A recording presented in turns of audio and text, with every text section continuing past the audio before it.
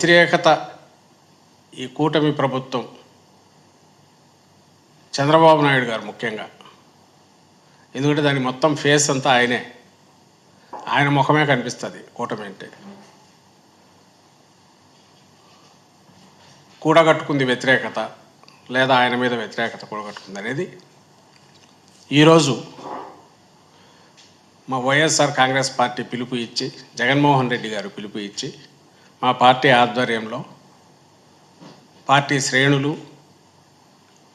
అలాగే కార్యకర్తలతో పాటు ప్రజలు, వివిధ ప్రజా సంఘాలు పాల్గొన్న నిరసన ప్రదర్శనలు, ఆ ప్రదర్శనలకు వచ్చిన స్పందనను బట్టే తెలుస్తుంది ఈ వ్యతిరేకత ఎంత ఉందనేది. అందులో హై ఎక్స్పెక్టేషన్స్తో రిజల్ట్స్లో స్వీప్ చేసిన కూటమి. ఇదే పరిస్థితి 2019లో వచ్చింది. మా పార్టీ సింగిల్గా పోటీ చేసి జగన్మోహన్ రెడ్డి గారు 151 స్థానాలు గెలిస్తే ఈరోజు 3 పార్టీలు గెలిచి అలాంటి స్వింగే ఇటువైపు వచ్చింది. దాని తర్వాత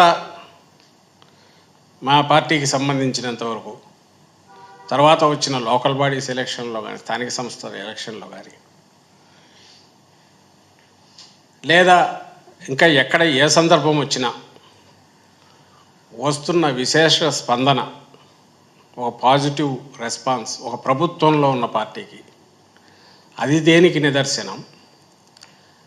అలాగే తెలుగుదేశం పార్టీ ఇప్పుడు వచ్చిన తర్వాత ఈ ఏడాదిలో ఈ వ్యతిరేకత ఏదైతే ఈరోజు మా నిరసన ప్రదర్శనలకు వచ్చిన స్పందన ద్వారా కనపడుతున్న వ్యతిరేకత, ఇది దేనికి నిదర్శనం. అలాగే 19లో జగన్మోహన్ రెడ్డి గారు అధికారం చేపట్టిన తర్వాత ల్యాండ్ స్లైడ్ విక్టరీతో తెలుగుదేశం పార్టీ కూకటి వేళ్లతో సహా బయటికి పెకలించేశారు జనం అని కనిపించినప్పుడు, దాదాపు 2-3 ఏళ్ళు ఆ పార్టీ పరిస్థితి ఏంది, నాయకులు ఎక్కడ ఉండేవాళ్ళు. అలాగే 24లో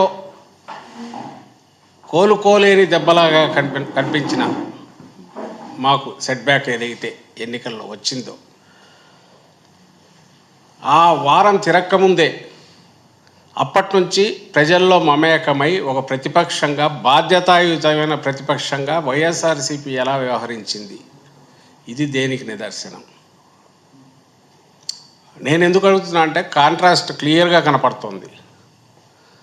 అధికారంలో ఉండడము, ప్రతిపక్షంలో కూర్చోవడము రాజకీయ పార్టీలకు సర్వసాధారణం. ఎల్లకాలం ఎవరూ ఉండలేరు, ఉండాలని కోరుకోవడం కూడా కరెక్ట్ కూడా కాదు. ఈ రెండు కలిస్తేనే ప్రజాస్వామ్యంలో ఒక సంపూర్ణత వస్తుంది, దానికి సర్కిల్ పూర్తి అవుతుంది. బాధ్యతలు మనం 5 ఏళ్ళు మనకిచ్చిన మ్యాండేట్ ఏ రకంగా మనం చేసినాము, దాని తర్వాత ప్రజల తీర్పు ఎట్లుంటుంది అనేది పక్కకు పెడితే మనం ఎట్లా చేశాము అని ఎవరికి వాళ్ళు ఆత్మ పరిశీలన చేసుకొని కరెక్షన్స్ చేసుకుంటూ మళ్ళీ పోవాల్సి ఉంటుంది.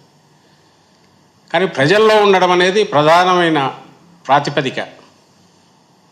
అధికారంలో రావడానికి కాదు, ఓ రాజకీయ పార్టీగా దాని ఉనికి నిలబడాలంటే ప్రజల్లో ఉండడం అనేది ప్రధానమైన ప్రాతిపదిక. ఆ ప్రాతిపదికను వైఎస్ జగన్మోహన్ రెడ్డి గారు కానీ, వైఎస్ఆర్ కాంగ్రెస్ పార్టీ కానీ రైట్ ఫ్రమ్ ఇన్సెప్షన్, పార్టీ పుట్టుక నుంచి, అంతకుముందు తన తండ్రి మరణం తర్వాత జగన్మోహన్ రెడ్డి గారు ప్రజల్లో అడుగు పెట్టినప్పటి నుంచి ఆ ప్రస్థానం అదే తరహాలో స్థిరంగా, మరింత నిబద్ధతతో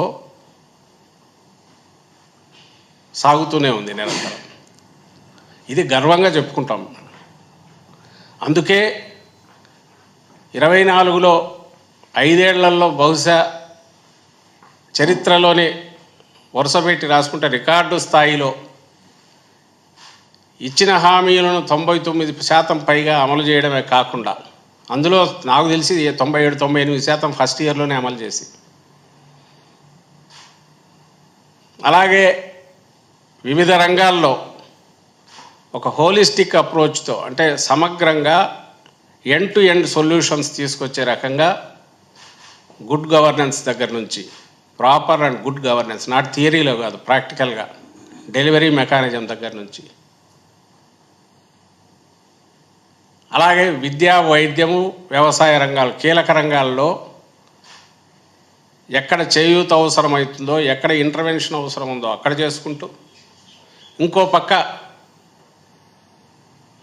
హ్యూమన్ రిసోర్సెస్ పెంచే రకంగా భవిష్యత్ తరాలకు ఎడ్యుకేషన్ సెక్టర్కు సంబంధించిన గ్యారంటీ ఇస్తూ, హెల్త్ కాస్ట్లీ, ఖరీదైన హెల్త్ కాస్ట్ పెరిగిన నేపథ్యంలో హెల్త్ సెక్టర్ను కూడా పరిపుష్టం చేస్తూ, ప్రభుత్వ రంగాన్ని ప్రమేయం పెంచుతూ, మరోపక్క ఇన్ఫ్రాస్ట్రక్చర్ ప్రాజెక్ట్స్, పోర్టు లాంటి వీటి మీద కూడా దృష్టి పెడుతూ కేవలం 3 ఏళ్లలో, నెట్ 3 ఏళ్ళు, ఎందుకంటే 5 ఏళ్లలో 2 ఏళ్ళు కోవిడ్కి పోతే 3 ఏళ్లలో దాదాపు 10-15 ఏళ్ల ప్రగతి చూపించిన ఘనత జగన్మోహన్ రెడ్డి గారిది, వైఎస్ఆర్సీపీది. ఆ రోజు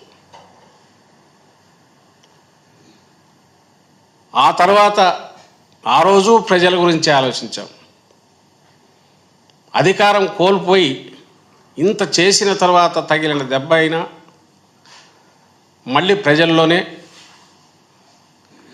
ఓటమి తర్వాత కూడా కంటిన్యూ అవుతున్నాం.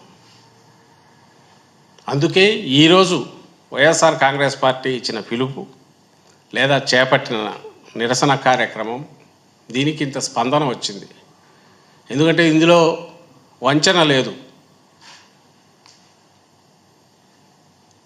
లేదు, ప్రజలతో మమేకమైన పార్టీ. ప్రజలకు సంబంధించిన ఇష్యూస్ను ప్రభుత్వంలో ఉంటే రిజాల్వ్ చేయడం ఎట్లా అనేది దాన్ని అడ్రస్ చేసే ప్రయత్నం చేశారు జగన్మోహన్ రెడ్డి గారు.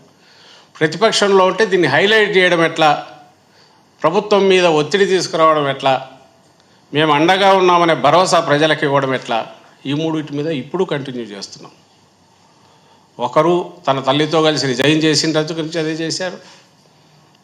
ప్రతిపక్షంలో 14-19 మధ్య ఉన్నప్పుడు అట్లే చేశాం.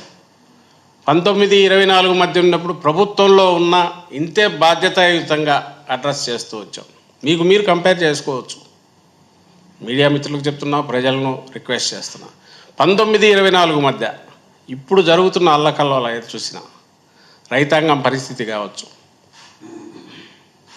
లేదా విద్యార్థుల పరిస్థితి కావచ్చు, లేదా తల్లులు, గృహిణులు, డ్వాక్రా మహిళలు, ఏ sector, name any sector, issue ఏదన్నా వచ్చినప్పుడు, క్రైసిస్ వచ్చినప్పుడు అడ్రస్ చేయకుండా మా ప్రభుత్వం, జగన్మోహన్ రెడ్డి గారి ప్రభుత్వం, వైఎస్ఆర్సీ ప్రభుత్వం ఉన్న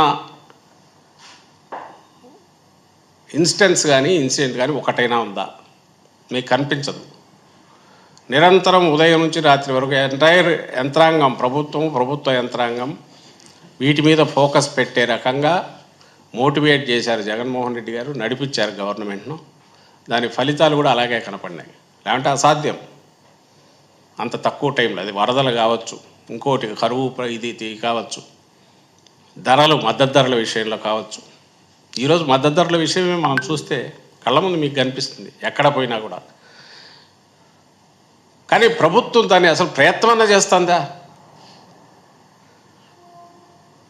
ఆ ప్రభుత్వంగా ఇప్పుడున్న ప్రభుత్వం, చంద్రబాబు నాయుడు గారి ప్రభుత్వం కానీ, లేదా మంత్రులు కానీ, లేదా ఒక పార్టీ నాయకులు కానీ, లేదా దాన్ని మోస్తూ సిద్ధాంతకర్తలుగా ఉంటూ వారి ప్రచార బాకాలుగా ఉన్న ఆ మీడియా కానీ, ఆఖరికి రిఫ్లెక్ట్ అయ్యే దాంట్లోనే కదా. ఎక్కడైనా సమస్యల గురించి డిస్కషన్ ఉంటుందా? దాన్ని అడ్రస్ చేసే ప్రయత్నం ఉందా? రిజాల్వ్ చేసే ప్రయత్నం ఏమైనా చేస్తున్నారా? లేదు అనే విషయం మీకు ఎక్కడ చూసినా కనిపిస్తుంది, ఏ ఇన్సిడెంట్లో అయినా. అవన్నీ గాలికి వదిలేశారు.